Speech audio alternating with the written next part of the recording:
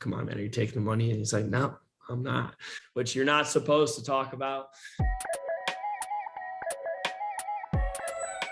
I am Whitney Danauer. I am an entertainment writer with Showbiz Cheat Sheet. I have Niko here from FBoy Island season 2, and I'm getting ready to ask him everything there is to know about his time on season 2. So, Niko, thanks for coming on.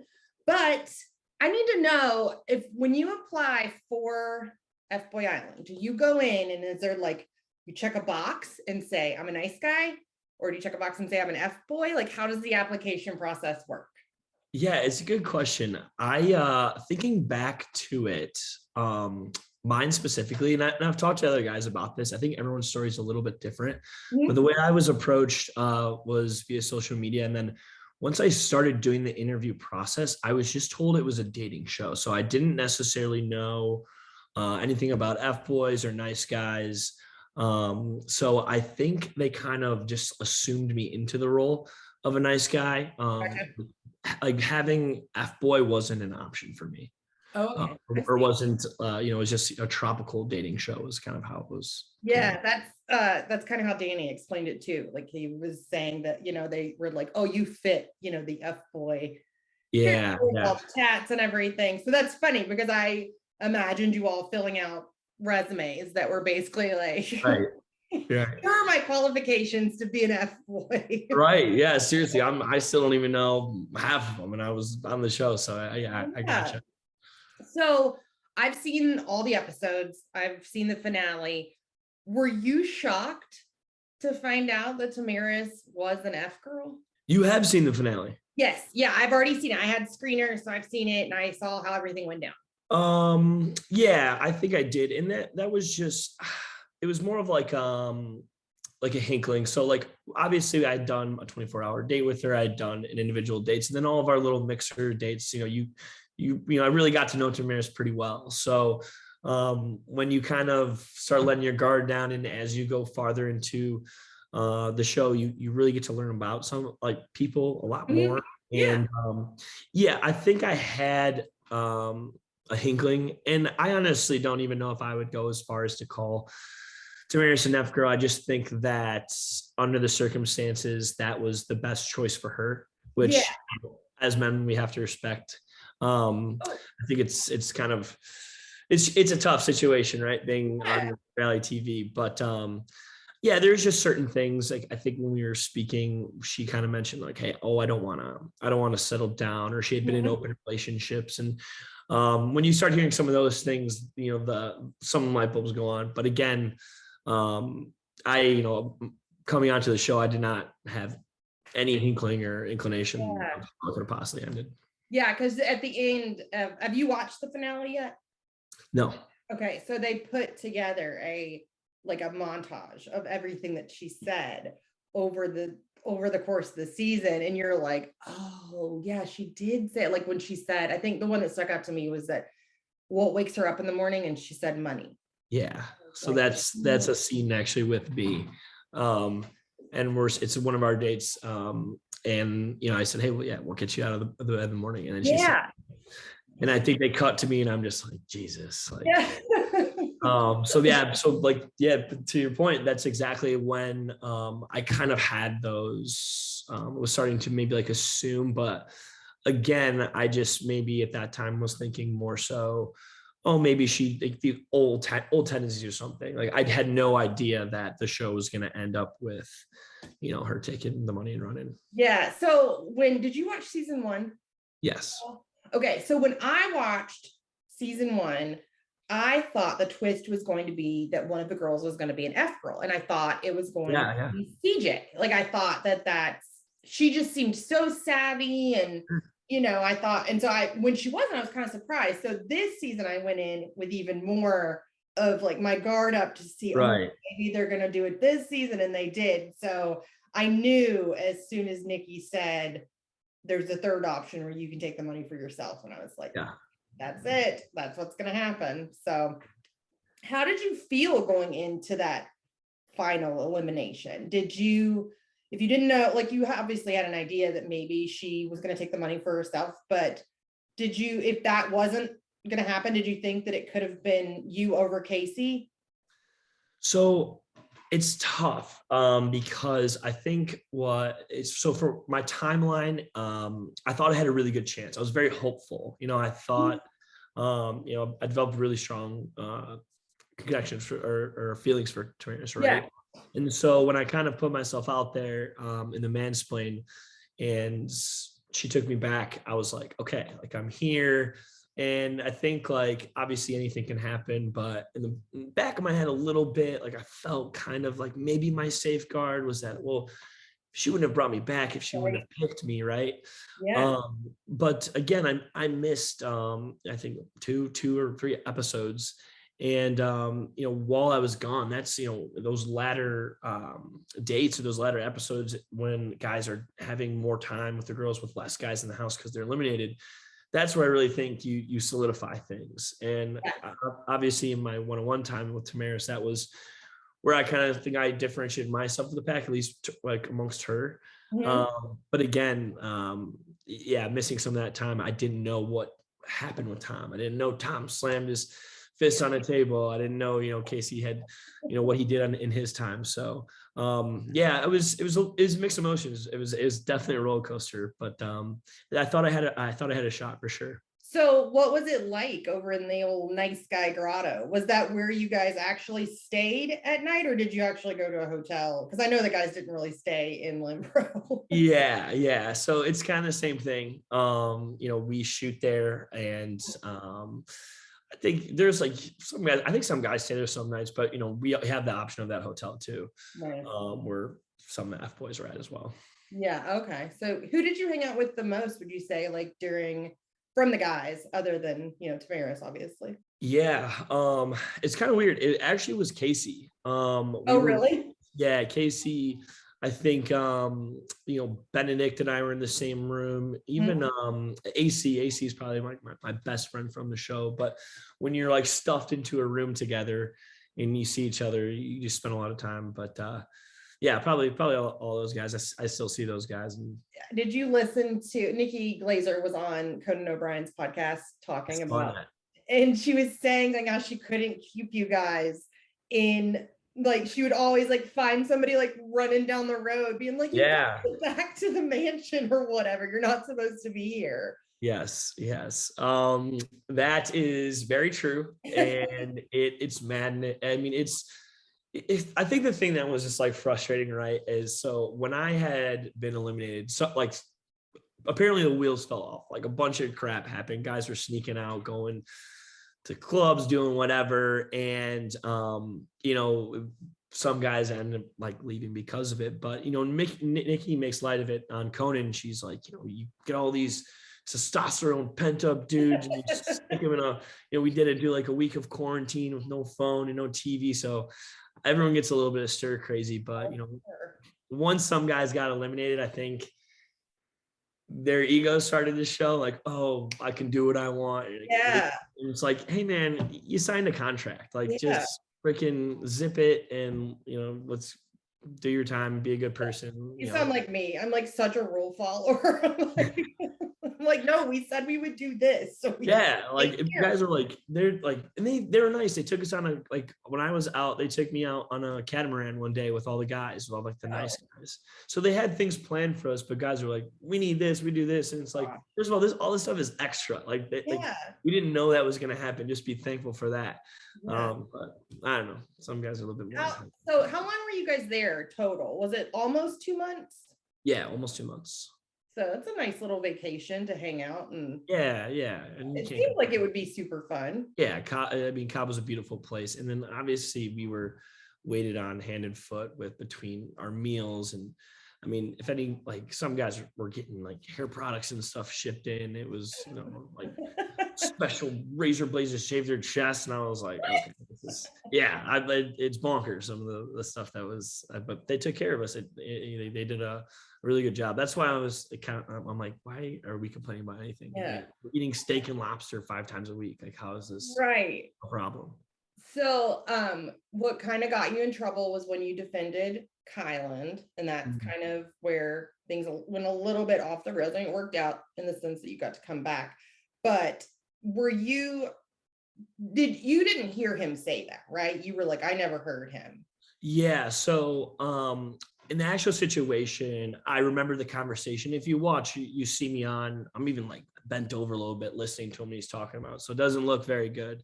But the actual specifics of what he said, I actually don't remember to this day. Like I know I was there and we talked about it, but again, and I should start by saying I made the wrong decision. It was, I should have never defended him. That was wrong. And what's most important that I think I kind of lost sight of is that there's 3 women on this show putting themselves out there in front of cameras. And, even though bro code might like look cool amongst guys, it wasn't really my intent. When I was in front of Louise and I was explaining it, I was like, yeah, it was just, use a very, very poor phrase in locker room talk. And that was very, very dumb. And I think I was more so like, I thought it was like resolved there. And it was like more of a Kyland problem than a me thing.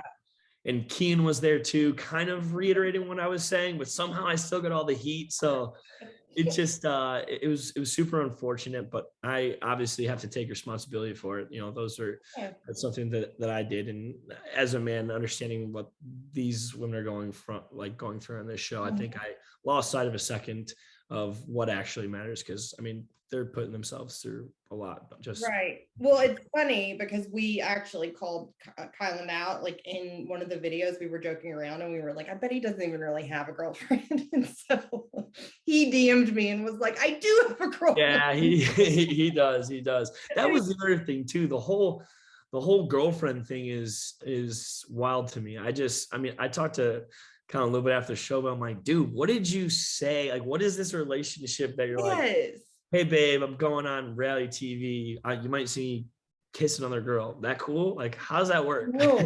No. The same with Mikey D. Although I'm not sure Mikey D has a girlfriend. Have you heard this story? Like from Danny, and he was saying that they were dating.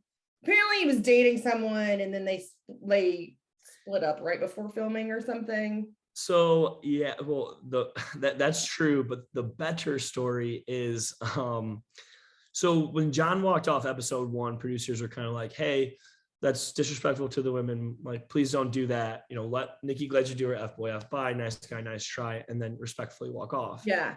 And they're also kind of like, hey guys, if you're on the chopping block, like for a fact that is going to be screen time for you. Like that is the one time you can guarantee when up for elimination that you're going to have screen time. So like, if you have something to say, if there's some drama, that's your last stand, say something. So Nikki P and I were in our room and he's like, hey man, I think I could be going home. And I'm just talking him off the ledge, like, no, you're going to be fine, blah, blah, blah. I was like, dude, if you are up there and you got something to say, air it out, like do your thing. Like maybe it saves you or do what you got to do.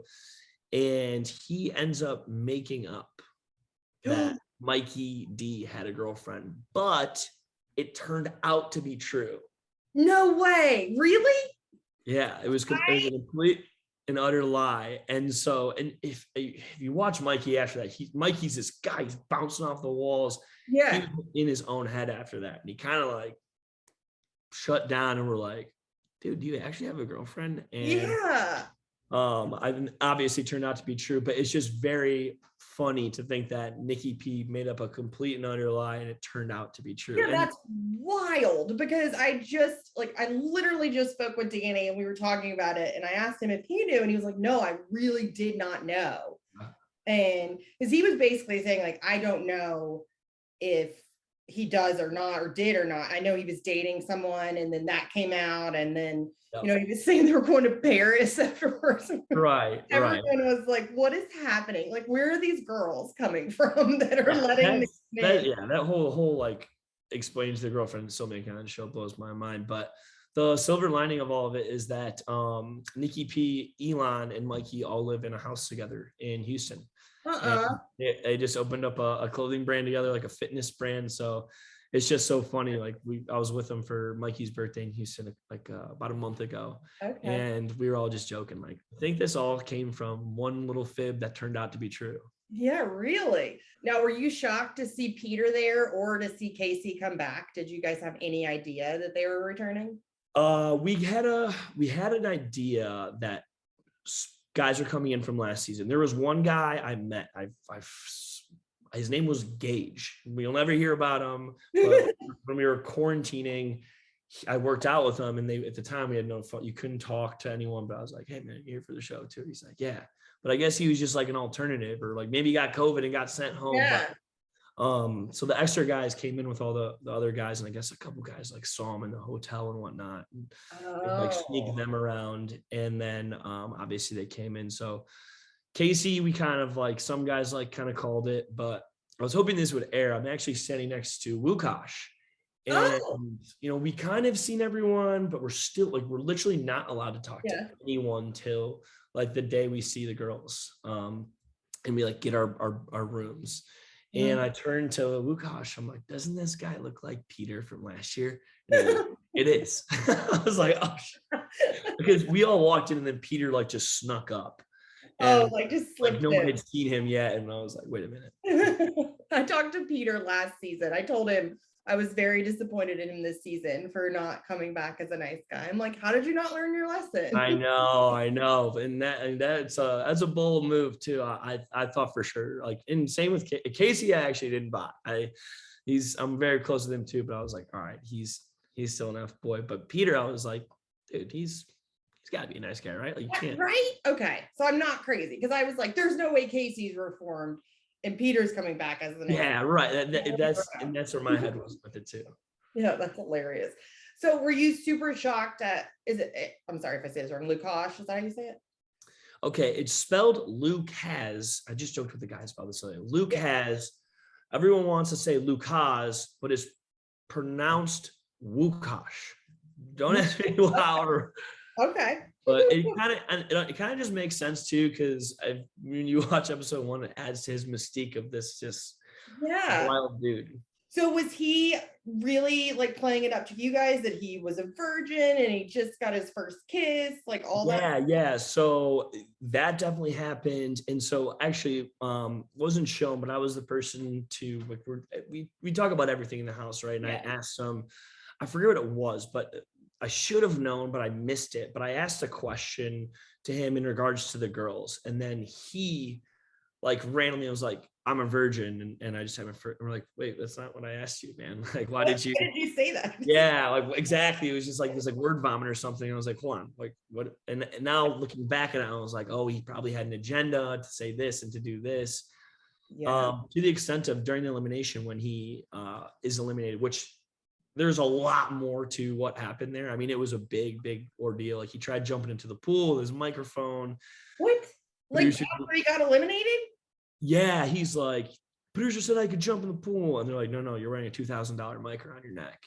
And like, there's a part where like he turns around, and I was like, so are you a virgin? And he's like, I've had sex with 37 girls this year. And we're like, what is going on? Like, it was just here. Like, are you from planet Earth? Seriously, I mean, I wish you could do a 5-minute segment of just the guys' reactions. I'm like, what? Because he just kept going after he was eliminated with all this like crazy stuff, and we're just dying laughing because I don't know what to believe or what right. But, yeah. I have to ask too, what is the temperature where you guys are at? Because some people are wearing, like, he had on a trench coat, and then somebody like the girls are in like sleeveless, like formal wear. I'm like, that's a really good question. So I think it's two things. One, guys definitely were like, this is my fit, this looks awesome. Like Peter's wearing like black, and I'm like, dude, it's 95 degrees out, what are you doing? But that's his style. And but also to meet them halfway, when the sun would go down, it would get to like 60, high 60s. It'd get like a little bit chilly. I mean, especially with the girls, they're wearing like they're showing a little more skin or whatnot. And guys, we can just throw on a t-shirt. But I think like some nights you can even see like Louise in some scenes is a little bit cold, and it definitely got chilly on certain nights, and it was kind of like all over the place. But also some guys just that was their. Well, it just makes me laugh because it was the same way last season. There was one guy who. He had he would wear like scarves and stuff, and then other people. Oh yeah, that was OG Jared. I remember. Yes. What is the temperature where you're at? I do. I vividly remember that. But yeah, so like I mean, I don't know for a fact, but I would assume like that's like a statement piece, right? I'm wearing my scarf as Yeah, like, yeah. absolutely. So have you felt like your DMs have just been blowing up since you've been on the show? Are you in a relationship now? Are you still just... Yeah, so it was weird after the show. I think the show was great for me. I actually like truthfully did learn a lot about myself and kind of the person that I want to be with in a relationship. So that was very beneficial for me in that manner. Fortunately, still single, working on that, trying to do it the right way. Right. Instagram hasn't exactly helped with that. People are definitely coming into the DMs and whatnot, and I don't know what anyone's intentions are really, but I mean, I guess until you actually meet someone and go on a date, that's where you figure it out. And yeah, I have a little expertise in that now after doing a date. Now you know. Hopefully somewhere down the line I'll figure this thing out. But So where are you located? You're not in LA, right? I'm in Chicago. You're in Chicago. Okay. Yeah. And then a lot of them are down in Miami now, I think, because yeah, Danny's in Miami. Tom moved down to Tampa. Mia's in Fort Lauderdale, and then Tamaris and Louise are in Miami as well. Yeah. Now, do you keep in contact with any of the girls still? Yeah. We're actually all kind of talking right now. I think we might be going down to Miami to all do the finale together. Oh, nice. And then we went down and got we had like 20 of the 26. We all went down for the premiere. Okay. And we're all together for that. And it was just cool because it was like, some of us, we were in the house together and like, it's like, what's everyone like in real life? Yeah. And so we're like, we just got a huge Airbnb and we're like, if we can live on top of each other once, we can do it again. So we stacked 20 guys in a house again. The girls would come over and it was kind of fun to see everyone in real life. Yeah. Because we were talking that, it's just so edited now. It's hard to, and which any reality TV show, that's not like a slight against FBoy Island. Yeah. They're all edited. So it's hard to tell what people are really like. And Mercedes comes across as, he doesn't come across as a nice guy, like not even like in the sense on the show. He just doesn't, he comes across as like, he's kind of mean. And then I was speaking with Danny and he's like, no, he's not at all. He just knew what he wanted and he came across like, this is how I'm playing this game. Yeah, so that's well said and spot on. And I probably should have said this earlier too. Mercedes actually might be my best friend from the show as well. I'd really put him in AC at 1A and 1B. Yeah. But people ask me that question, like, how could you be best friends with that guy? He was so mean. And I think a lot of people like also don't understand about Mercedes is he was in the military too. So he's very calculated. And granted, when I was on the show, I was a little bit naive to the game that he was playing.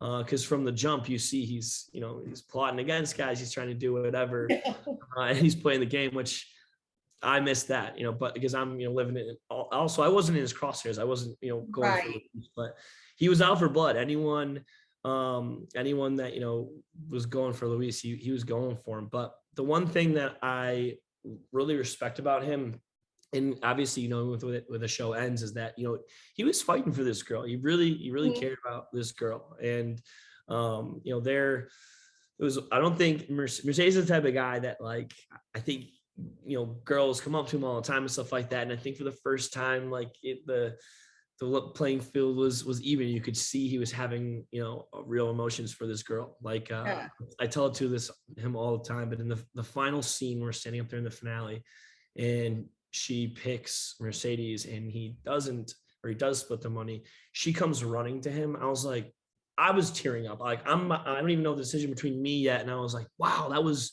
so real. That was so authentic. And I was like, this is great. Like, this whole thing that is FBoy Island really worked. Like, you got the story of women. So he might've been a little abrasive and whatever, but and you just don't know how it's edited together. Just like, in the audience, we don't know for sure. I mean, they easily give people villain edits. We see it all the time. Right. So I for sure thought he was going to take all the money. I did. I did too. And the thing is we're the final 6 that it's just, we've been through it. We're home stretch and we'd all like sit around, there's like nothing to do but stay in our own heads. And then we'd be like, all right, come on, man, are you taking the money? And he's like, no, I'm not, which you're not supposed to talk about. Yeah. But I was like, dude, it's me, man. Just tell me, like, you're gonna take it. And he's like, dude, I'm really not. And then he didn't. But I'm telling you, up until the point he said he didn't, I thought he was. I thought he was too. I was like, he's gonna pull a Garrett. Like, he's gonna pull a Garrett. And if you think about it, if they're getting on these shows for clout or whatever, I mean, think about Garrett when he did that to Sarah. They're the ones that people talked about the most. Season 1. So I was totally expecting someone else to do it again. So yeah.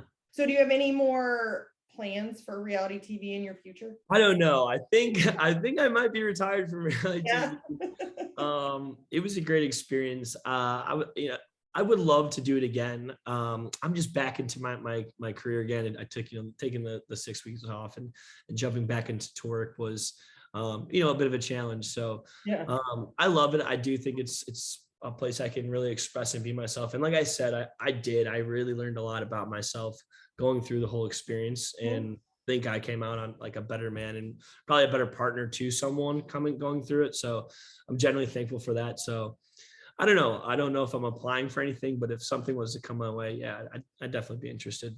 Awesome. Okay. Well, do you want to tell everyone where to find you on social media if they want to look you up and snoop around? Sure, absolutely. If you're trying to see me or find me on social media, I'm at Niko Pilalis, just my first and last name, at Niko Pilalis on Instagram, at Niko Pilalis on Twitter, and Niko Pilalis 1 on TikTok. Okay. All right. Yeah. Not much of a TikToker though. Not much of a TikToker. I just like to scroll. I don't really make. I just go. I watch the other guys' stuff from FBoy Island. Okay, this is funny. Okay, that is all I have. I want to thank you so much for doing this. I loved getting to talk to you. I love getting to talk to all the guys and hear about your experience and stuff. So thank you for having me. Yes. I appreciate it.